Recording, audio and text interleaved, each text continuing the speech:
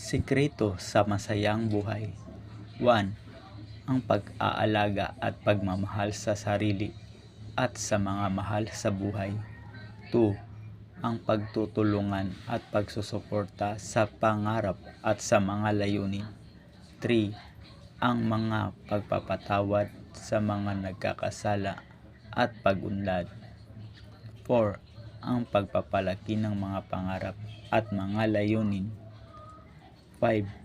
Ang pagpapakita ng pagmamahal at pag-aalaga sa mga anak. Did you know food is medicine?